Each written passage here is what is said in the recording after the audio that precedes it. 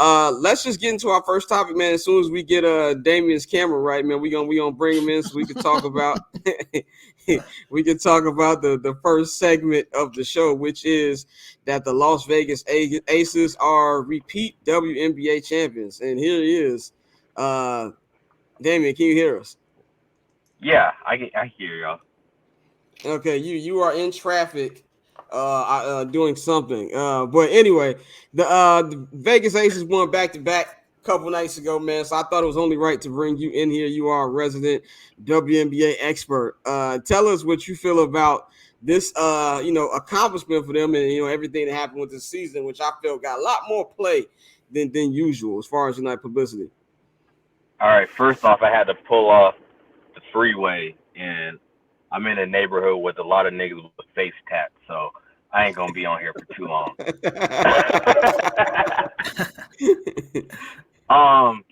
The Aces, they did what they were supposed to do. Everyone made the big deal about them getting Candace Parker, but she played half the season.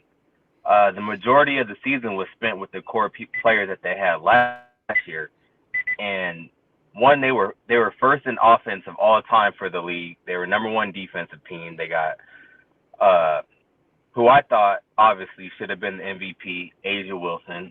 They got the repeat defensive player of the year, Asia Wilson. They had the sixth woman of the year. I mean, the team was stacked, but the team is more like how the Warriors were built. They had a lot of number one picks because they were trash for like 8 seasons in a row, just like how the Astros did back in the day. And their chemistry is what I think put them over the top over New York. They played together for about 4 or 5 seasons, and if you see them on social media, that they really fuck with each other. So I think that's what put them over the top in this last game, and they're going to go down as one of the greatest WNBA teams ever. And this is the first repeat in WNBA in like 22 years. And the last team was the LA Sparks. Lisa Leslie and all them might be there. Now, as somebody who doesn't pay too much attention to the league, I would say I kind of knew what was going on just because I feel like there was more PR. I feel like it was better marketing, especially with the new deal they got with ESPN. So it's like it wasn't one of those, oh damn, the playoffs start tomorrow. Like, no, the way that ESPN, I believe, marketed it was better than before. And you even saw like the crowds. These look like regular NBA crowds, especially in the finals. Do you think that this is going in the right direction? Was there anything that you feel like needs to be changed so they can kind of like build off the momentum that they've got this year? Well, definitely. I think this finals added to the NCAA finals with Caitlin Clark and Angel Reese spilling over to the WNBA. I think that's boosting women's basketball up to like levels we haven't seen before. And it was kind of like the same dynamic. You had the Liberty with their white height with Sabrina mid ass, Stewie. They had 2 former MVPs on the team. They were supposed to go against the Aces. Like this rivalry has been hyped up since the season started, since New York put their team together. Going against the Aces with Asia and Chelsea and Kelsey and, like I said, Candace. So I think this year in women's basketball is like gonna shoot it up to like levels we definitely haven't ever seen before.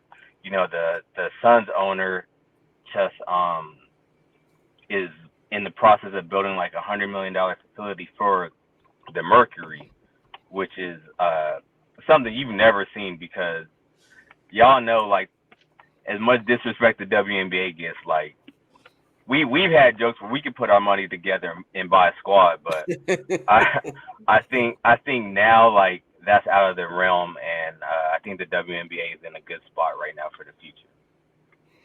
Definitely. One last thing before we get traffic, because I know we don't want to keep on the road too long. We don't know what area of Yeah, California nigga, you're it's in right hot. now. It's hot. Hey, hold on. First Yeah. off, I wish I would have known this shit. I wish you would have shot me a text, a DM before I put them 3 for 17. Sorry ass Breonna Stewart in my parlay. That was the last. That was the last leg. That was the last leg. So I don't, like I tried to stay away from betting on WNBA for like, logical reasons. But I was sitting there in the kitchen and I'm like, all right, 6.5 spread. I see Chelsea Gray was out. I was like, okay, they're gonna force, they'll take it to a deciding game. Let me tell you, I'm sitting here on this couch and I'm listening to Brondello draw up that fucking play, and I'm like, she got no fucking clue. I'm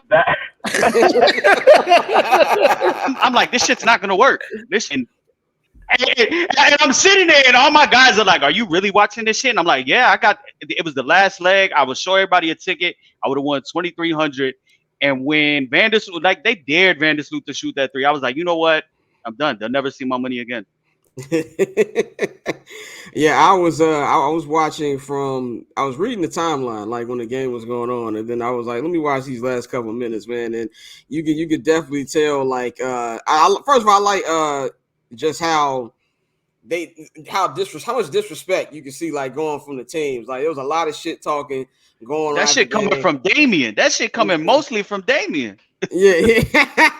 There was a lot of people, trying to, have sides between the Aces and the Liberty, and I thought that was, pretty cool to see. Now, I think we lost Damien because, I don't know what's going on the side of that road, but yeah, he got out of there quick. Yeah, they got his shit on crates right now. They got his shit on crates. I think he's coming back. I think he got to come up. Yeah, I think he's back. Yeah, okay. But nah, bro, I agree, G. And like for me this season, because I'm not gonna lie, 2 seasons ago, somebody she unfollowed me. I must have said something crazy, but she gifted me the WNBA season pass because they're only like a dub, and so I've been watching a lot more in this season than auto renewed, and so I have really been enjoying it this year. And like Damien said, the league is growing, bro, and it's really getting to a point now where as we're starting to see more and more young athletic women coming into the league, and I think it's going to really change the game. And one of my favorite players to watch was really Shorty, and I know Damien knows her name, Shorty from the Dallas Wings. I don't want to mispronounce her name, but she's a shooting guard, but she goes crazy. And so you're starting to see more players like that in the league. Oh, Enrique, yeah, she's a problem, bro. And so it's really great for the league. You're starting to see, like you said, more of them getting their own facilities. I know the Aces had a new facility that's dope, and so it's really, really getting good. Now they're about to expand into the Bay, and the Lacombe family. We know how much bread they got, so they're gonna put top-notch facilities up for their squad, and so it's really gonna be a lot. So I'm interested to see. Did you say the Lacombe family? I said it's Lacombe, right? Or Lacombe? It's Lacombe. See, he pulled him in. He pulled him in. He pulled him in. Hey, I was gonna let him slide. I was flowing. My bad, my nigga. My bad. But no, we know they're gonna put top-notch facilities around their team. So it's only a matter of time, as they continue to expand. And I know that's one thing, Damien, you mentioned that a lot, because one thing we see a lot with the WNBA is you see a lot of first-round draft picks who get cut. And then now they overseas, and now they they don't have a team to play on. And so as you start to get more roster spots, I think you'll start to get a better quality basketball, and it's going to continue to grow. And it's already quality. Not saying it's not, but it's just going to continue to get better. And another thing is a lot of the young shorties you see on YouTube and everything like that doing drop steps and dunking, like it's only getting better, G. So it was a great season. Shout out to Asia, bro. One quick question for Damien before we get him out of here. Three-peat? Are they three-peat? I think that's a natural question to ask. I'm gonna go with because they're not losing anybody, and they have money to sign a max player if they want to. I don't think they should. I think they should bolster up their bench because the starters play like 35, 37 minutes a game. Like last season, I think Asia went like 4 games in the playoffs playing the entire shit. But like the good thing for her is she doesn't play overseas, so she can relax in the summertime. My phone getting hot as shit, and this shit might fuck up. Well, we gonna get you out of here, though. Yeah, and real quick, just a reminder that a girl named Kayla George outscored 2 former MVPs, Breonna Stewart and John Claude Jones. and she's like a 35-year-old rookie. 35-year-old rookie is nuts.